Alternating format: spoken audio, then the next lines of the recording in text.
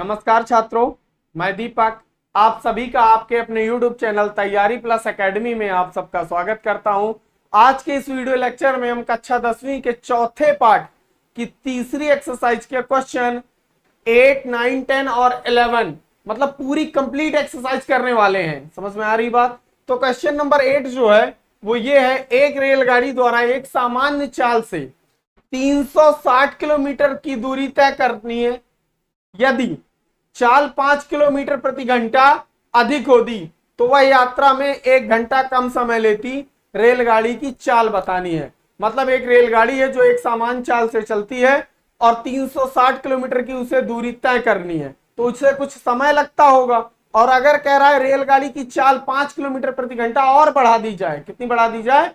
5 kilometre प्रति घंटा और बढ़ा दी जाए, तो उसे जितना समय लगता है उससे 1 घंटे कम लगेगा। कितना लगेगा? 1 घंटे कम। तो बताइए रेलगाड़ी की चाल क्या थी? तो लिखेंगे हम यहां, माना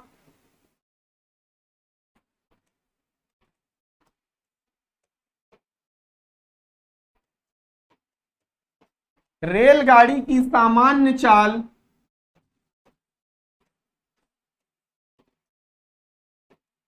x किलोमीटर प्रति घंटा। कितनी है?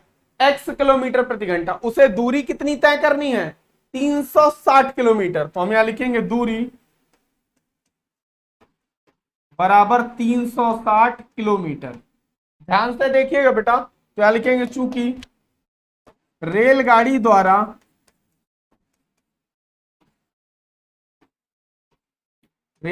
द्वारा कुल दूरी तय करने में लगा समय बराबर, आपने सूत्र पढ़ा होगा, दूरी बटे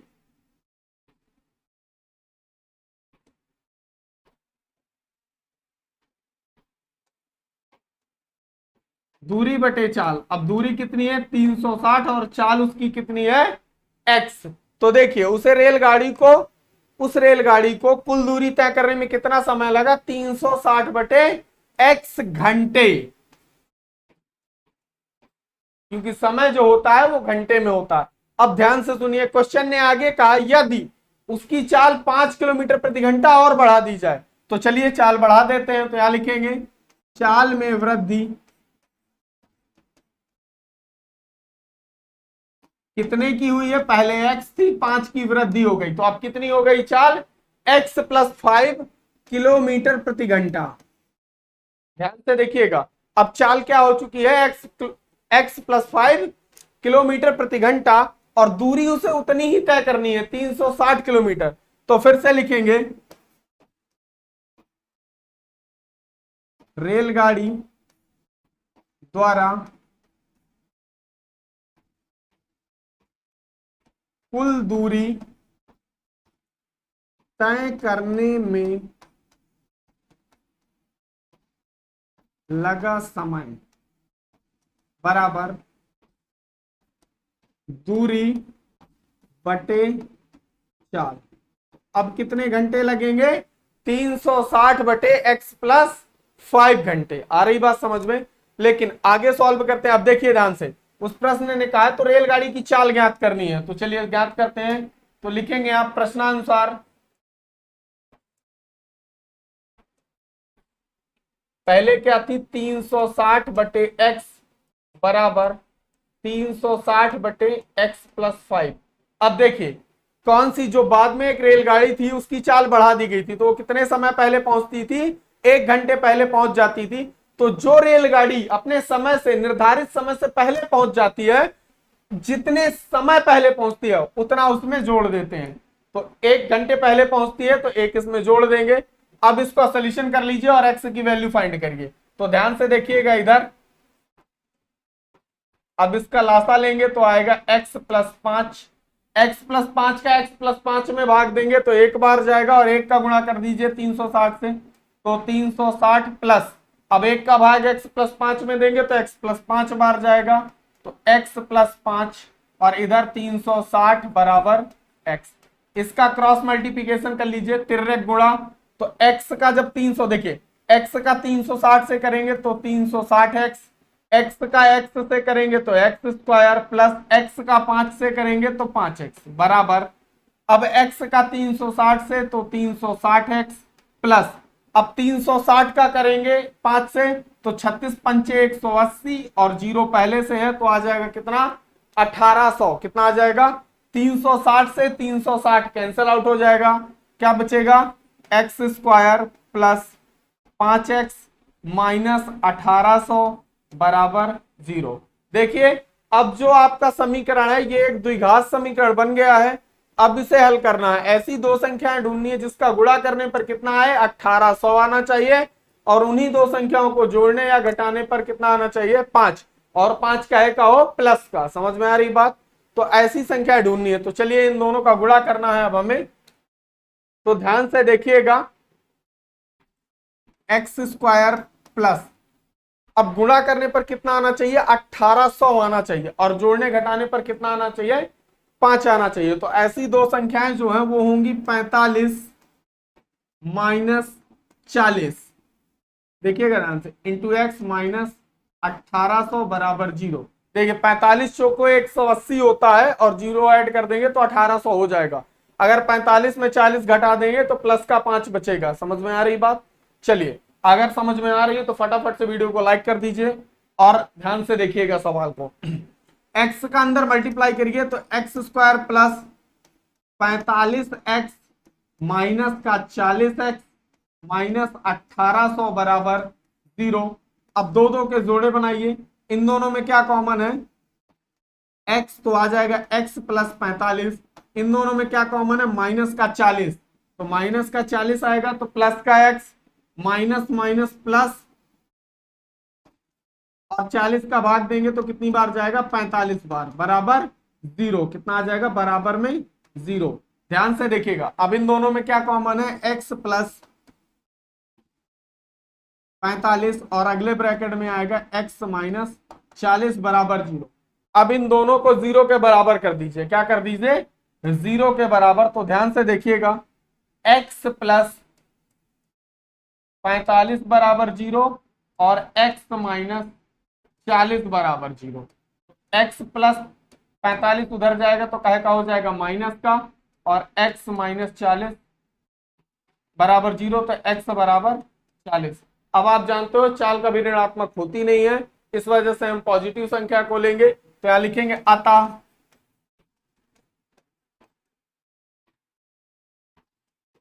रेलगाड़ी की सामान्य चाल बराबर 40 किलोमीटर प्रति घंटा। कितनी थी 40 किलोमीटर प्रति घंटा। और यही हमारे क्वेश्चन नंबर 8 का आंसर है। अगर वीडियो समझ में आ रहा है तो फटाफट से लाइक करते चलिए। चलिए अब नेक्स्ट क्वेश्चन पे चलते हैं, क्वेश्चन नंबर 9। ध्यान से देखिएगा बच्चों इस क्वेश्चन को। कह रहा दो पानी के नल एक साथ एक हौज, हौज का मतलब होता है टंकी, समझ रहे हो ना बात को? हाँ, दो पानी के नल एक साथ एक हौज को 9 सही 3/8 घंटे में भर सकते हैं।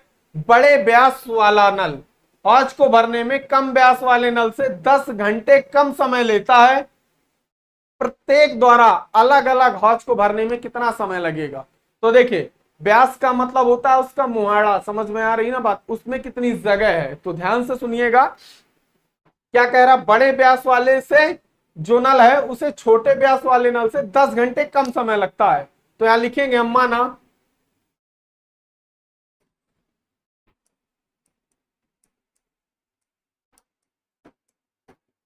बड़े व्यास वाले नल द्वारा हौज को भरने में लगा समय बराबर x घंटे। कितने घंटे लगे? माना बड़े व्यास को लिखना है, बड़े व्यास वाले नल द्वारा हौज को भरने में लगा समय बराबर x घंटे। तो छोटे व्यास वाले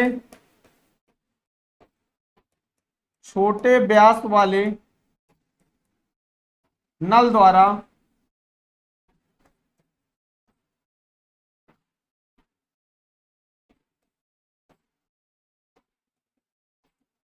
हौज को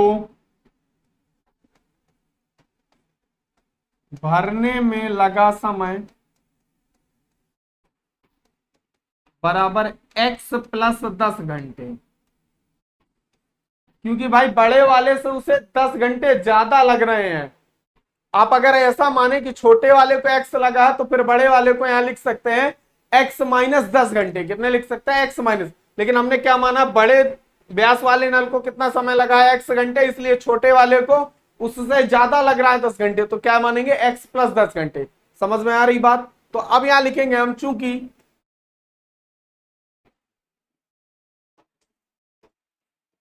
बड़े व्यास वाले नल द्वारा 1 घंटे में भरा गया पानी बराबर 1/x भाग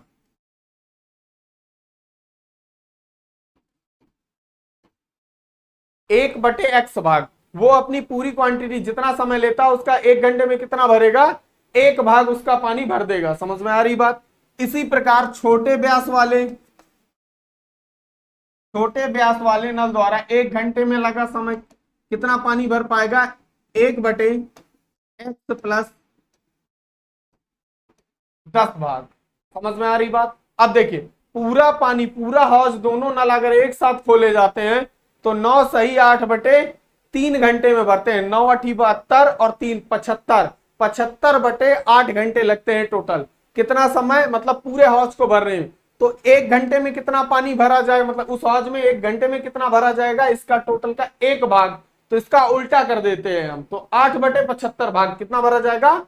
8/75। तो ध्यान से देखिएगा, आप यहां लिखेंगे हम प्रश्नानुसार, प्रश्नानुसार 1/x प्लस 1/10 बराबर 8/75। देखिए ध्यान से बेटा, हमने क्या किया है, 1 घंटे बड़े वाले नल को चलाया, 1 घंटे छोटे वाले नल को चलाया, और दोनों का टोटल किया, जितना पानी हुआ उसे 1 घंटे, जितना समय लगा उसमें से 1 घंटा निकाल दिया है, 1 घंटे के बराबर रखा है। समझ में आ रही बात? जितना क्वांटिटी में भरा जा रहा है। अब इसको सॉल्व करिए और x की वैल्यू फाइंड करिए, तो समय हमें पता चल जाएगा। तो देखिए ध्यान से, इन दोनों का लासा लेंगे हम, तो x प्लस 10 आएगा, x से x cancel out, x plus 10 plus x plus 10 का भाग देंगे तो x प्लस 10 कट जाएगा, बचेगा x, तो x आ जाएगा बराबर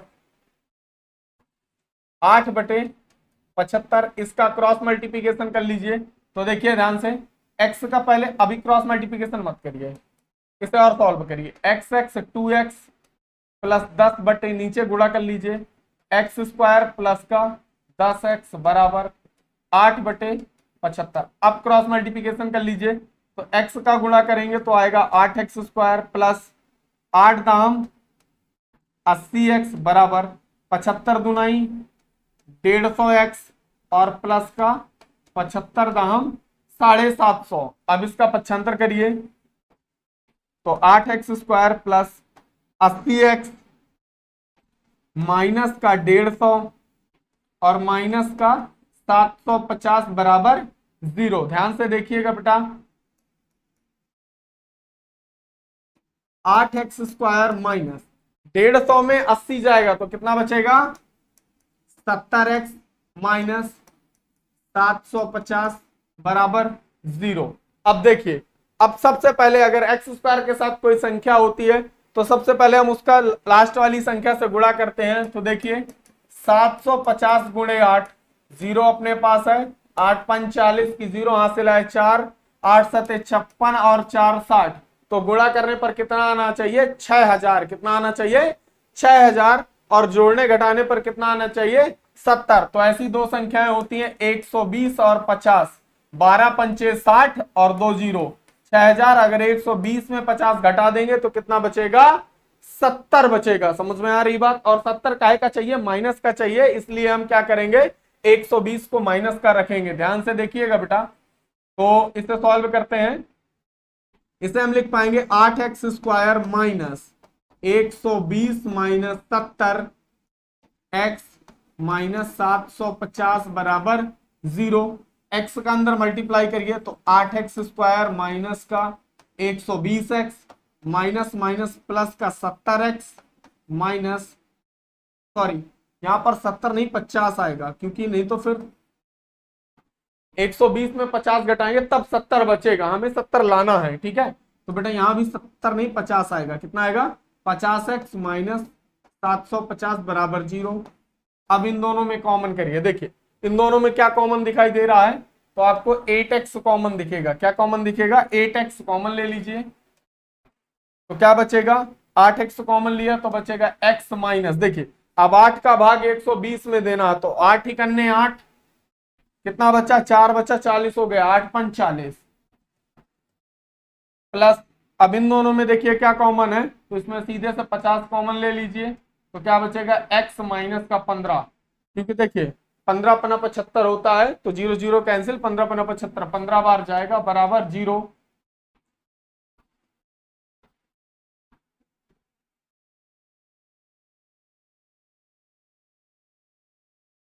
देखिए अब इन दोनों में क्या कॉमन है? x माइनस 15, और अगले ब्रैकेट में आएगा 8x प्लस 50 बराबर 0। दोनों को 0 के बराबर करिए तो x माइनस 15 बराबर 0, तो x बराबर 15 और x प्लस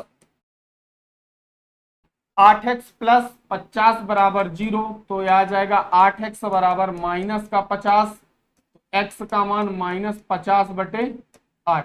अब ध्यान से देखिए, तो बड़े व्यास वाले नल को कितना समय लगा था उस हौज को भरने के लिए? 15 घंटे। तो छोटे वाले को कितना लगेगा? 15 10 25 घंटे। समझ में आ रही बात? तो यहां लिखेंगे हम अतः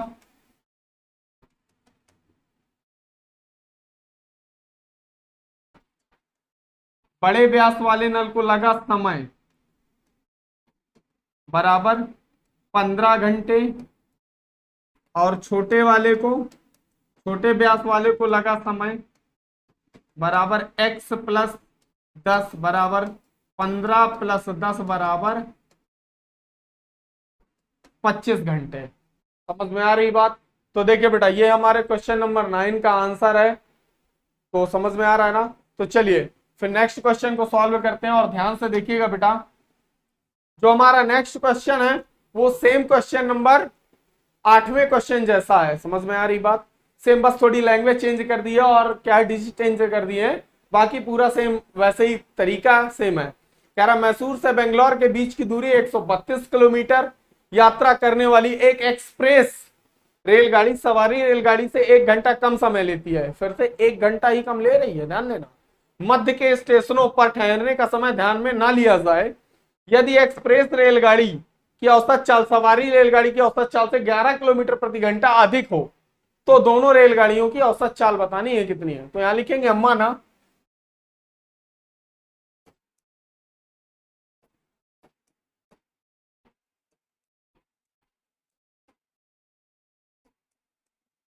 माना एक्सप्रेस रेलगाड़ी की औसत चाल बराबर x किलोमीटर प्रति घंटा। कितनी है? x किलोमीटर प्रति घंटा। लेकिन एक चीज ध्यान रखिएगा, एक्सप्रेस रेलगाड़ी की जो चाल है वो अधिक है किससे? सवारी रेलगाड़ी से। तो आप ऐसा करिए, इसको सवारी रेलगाड़ी का नाम दीजिए। किसका दीजिए? सवारी रेलगाड़ी। तो यहां लिखिए सवारी रेलगाड़ी की औसत चाल x किलोमीटर प्रति घंटा। तो एक्सप्रेस की क्या हो जाएगी? एक्सप्रेस रेलगाड़ी की औसत चाल जो हो जाएगी वो x प्लस 11 किलोमीटर प्रति घंटा। कितनी हो जाएगी?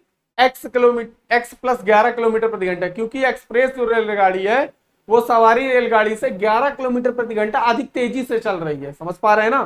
तो चलिए अब ध्यान से देखिएगा, चूंकि सवारी रेलगाड़ी द्वारा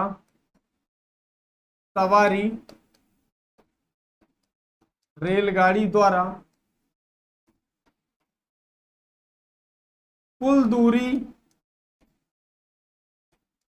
तय करने में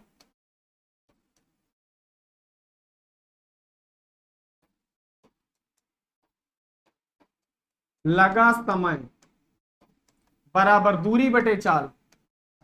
तो देखिए इतने घंटे 132 बटे x घंटे, कितना समय लगा सवारी रेलगाड़ी को उस दूरी को तय करने में? 132 बटे x घंटे। लेकिन एक्सप्रेस रेलगाड़ी को कितना समय लग रहा है? एक्सप्रेस रेलगाड़ी द्वारा कुल दूरी तय करने में लगा समय बराबर 132 बटे x प्लस 11 घंटे।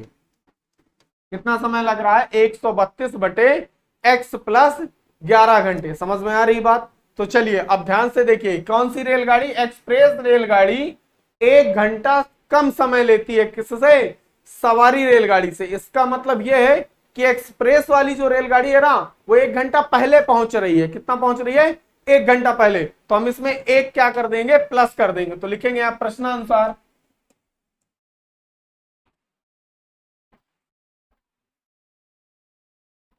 देखिएगा ध्यान से, 132 बटे x बराबर 132 बटे x प्लस 11 प्लस 1, और 1 के नीचे 1 मान करके एलसीएम ले लीजिए।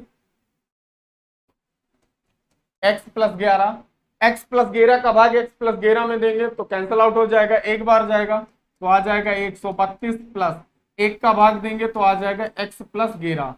अब यहाँ 132 बटे x, इसका क्रॉस मल्टीप्लीकेशन कर लीजिए तो x का करिए गुणा, तो 132x प्लस x का x से तो x स्क्वायर प्लस x का 11 से तो 11x बराबर, अब x का इधर करेंगे तो 132x, ध्यान से देखिएगा, और 11 का 132 से करेंगे तो प्लस, देखिए 11 दूनी 22 की 2 हासिल आया कितना? 11 दूनी 22 की 2 हासिल आया 2, 11 तिया 33 2, 35 की 5 हासिल आया 3, और 11 ही करने 11 3 14। अब 132 से 132 कैंसल आउट हो जाएगा और एक 1452 का पक्षांतर कर लीजिए तो एक्स स्क्वायर प्लस का 11x माइनस का 1452 बराबर 0। अब देखिए ऐसी दो संख्याएं जिनका गुणा करें तो कितना आ जाए? 1452, और जिन्हें जोड़े घटाएं तो कितना आ जाए? 11। तो ऐसी जो दो संख्याएं हैं वो है 44 और 33। कौन कौन सी हैं? 44 और 33। X square plus 11x minus 1452 बराबर 0। इसके हमें फैक्टर करने हैं तो गुणा करने पर कितना आना चाहिए? 1452, और जोड़ने घटाने पर कितना बचना चाहिए? 11। तो इसके जब हम फैक्टर करेंगे तो ऐसी दो संख्याएं वो कौन कौन सी हैं? 44 और 33। अगर जिसका गुणा करते हैं तो आएगा 1452, और अगर हम 44 में 33 घटा देंगे तो कितना बचेगा? 11। समझ पा रहे हैं? तो चलिए आइए सॉल्व करते हैं इसको।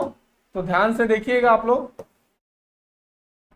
तो इसे लिखेंगे x square plus 44 minus 33x minus 1452 बराबर 0। इस x का अंदर गुणा करिए तो x square plus 44x minus 33x minus 1452 बराबर 0। दो दो के जोड़े बना लीजिए, x कॉमन करेंगे तो x प्लस 44 माइनस का 33 कॉमन करिए तो x प्लस 44 बराबर 0 कर दीजिए 0 के बराबर, तो x प्लस 44 और अगले ब्रैकेट में आएगा x माइनस 33 बराबर 0। 0 के बराबर करेंगे तो x प्लस 44 बराबर 0, तो x बराबर माइनस 44 और x माइनस 33 बराबर 0, तो x बराबर 33। अब आप जानते हो कि चाल ऋणात्मक तो होती नहीं, इसलिए हम क्या लेंगे? 33। तो लिख सकते हैं यहां अतः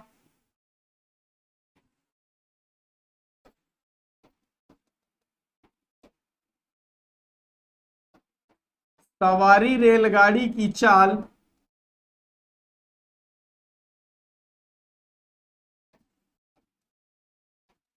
तैतीस किलोमीटर प्रति घंटा और एक्सप्रेस रेलगाड़ी की चाल जो होगी वो 44 किलोमीटर प्रति घंटा होगी, क्योंकि 33 में जब हम 11 जोड़ देंगे तो कितना हो जाएगा? 44 किलोमीटर प्रति घंटा। और यही हमारे क्वेश्चन नंबर 10 का आंसर है।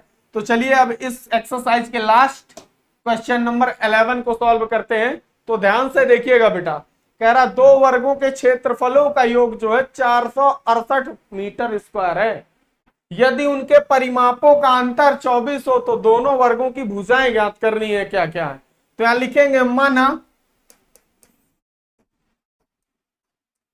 माना पहले वर्ग की भुजा बराबर x मीटर और दूसरे वर्ग की भुजा बराबर y मीटर। कितनी है, पहले वर्ग की जो भुजा है वो x मीटर है, दूसरे वर्ग की जो भुजा है वो y मीटर है। अब कह रहे हैं इनके क्षेत्रफलों का योग कितना है, 468 मीटर स्क्वायर। तो देखिए वर्ग का आप लोग जानते हो क्षेत्रफल क्या होता है, वर्ग का क्षेत्रफल होता है भुजा का स्क्वायर। क्या होता है, भुजा का स्क्वायर। तो हम यहां लिख सकते हैं, देखिए भुजा इसकी x है तो पहले वाले का क्षेत्रफल क्या होगा, एक्स स्क्वायर प्लस इसका y, तो इसका y स्क्वायर बराबर 468। और इसे समीकरण 1 मान लीजिए। क्या मान लीजिए, इसे समीकरण 1 मान लीजिए। अब ध्यान से देखिएगा, आगे कह रहे यदि उनके परिमापों का अंतर कितना है 24, तो वर्ग की देखिए भुजा क्या है x, और वर्ग का जो परिमाप होता है वो 4 गुणे भुजा होता है। कितना होता है, 4 गुणे भुजा। तो पहले वर्ग का परिमाप कितना होगा 4x और दूसरे वर्ग का परिमाप क्या होगा 4y, और अंतर की बात कर रहा है तो बीच में माइनस, तो क्या आएगा 4y बराबर 24। 4 कॉमन कर लीजिए तो x माइनस वाई बराबर 24, 4 छंग 24, तो आएगा x माइनस वाई बराबर 6। अब देखिए तो x का मान कितना हो जाएगा 6 प्लस वाई, इसे इक्वेशन 2 का नाम दे दीजिए, समीकरण 2। अब x का मान उठा करके समीकरण 1 में रख दीजिए। तो यहां लिखेंगे हम x का मान समीकरण 1 में रखने पर, x का मान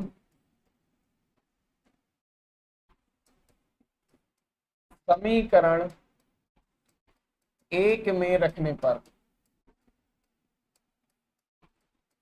आपने देखा एक समीकरण क्या था, X square plus Y square बराबर 468, और x का मान क्या निकाला है 6 प्लस वाई का स्क्वायर प्लस वाई स्क्वायर बराबर 468। अब a प्लस बी का होल ऑफ स्क्वायर खोल दीजिए, तो क्या होता है a प्लस बी का whole of square, a square plus B square plus 2ab plus Y square पहले से था बराबर 468। अब ध्यान से देखिएगा 6 6 36, वाई का वाई स्क्वायर प्लस 6 दूनी 12y प्लस वाई स्क्वायर बराबर 468। अब वाई स्क्वायर और वाई स्क्वायर कितना हो जाएगा 2y स्क्वायर, तो हम लिखेंगे 2y square plus 12y plus 36 minus 468 बराबर 0। तो यहां लिख पाएंगे 2y square plus 12y minus 468 में 36 घटाइए, देखिए 8 में 6 गए 2, 6 में 3 गया 3 और 4, तो 432 बराबर 0। अब देखिए इन तीनों में क्या कॉमन है 2, तो वाई स्क्वायर प्लस 6 दूनी 12 वाई माइनस 2 दूनी 4, 2 इकन्ने 2 और 2 छक्का 12 बराबर 0। 2 गुणे में है तो बटे में जाएगा तो 0 हो जाएगा, तो Y square plus 6y minus 216 बराबर 0। अब ऐसी दो संख्याएं ढूंढनी है जिसका गुणा करने पर 216 आ जाए। कितना आ जाए 216, और जोड़ने घटाने पर कितना आ जाए 6। तो ऐसी दो संख्याएं हैं 18 और 12। देखिए आप ध्यान से 18 गुणे 12, 12 अट्ठे 96 की 6 हासिल आए 9, 12 इकन्ने 12 और 9 कितना 21। गुणा करने पर कितना आ रहा है 216 जो हमको चाहिए, और जोड़ने घटाने पर 18 में 12 जाएंगे तो कितना बचेगा 6। आ रही बात समझ में, तो प्लस का 6 चाहिए हमें। तो चलिए इसे सॉल्व करते हैं। ध्यान से देखिएगा, जब हम इसके गुणनखंड करेंगे तो हम इसे ऐसा लिख पाएंगे, समझिएगा Y square plus 18y minus का 12y माइनस 216 बराबर 0।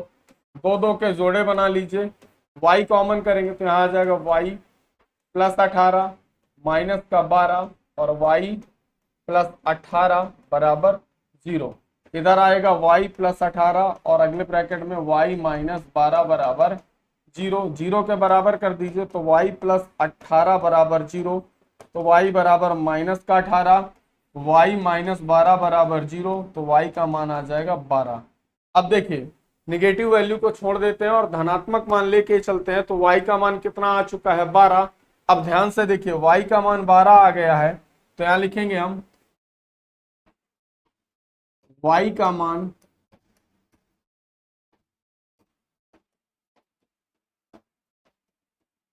समीकरण 2 में रखने पर,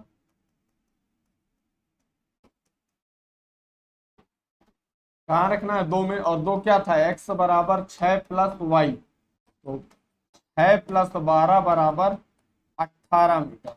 तो पहले वर्ग की जो भुजा थी वो कितनी थी 18 मीटर, और दूसरे वर्ग की जो भुजा थी वो कितनी थी 12 मीटर। आ रही बात समझ में? अगर आप इन दोनों का वर्ग करके जोड़ेंगे तो 468 ही आएगा। आ रही बात समझ में? यही हमारे क्वेश्चन नंबर का आंसर है। तो आपको वीडियो समझ में आया हो तो फटाफट से वीडियो को लाइक कर दीजिए, दोस्तों के साथ शेयर कर दीजिए और चैनल को सब्सक्राइब जरूर कीजिए। चलिए मिलते हैं नेक्स्ट वीडियो में, तब तक के लिए जय हिंद जय भारत।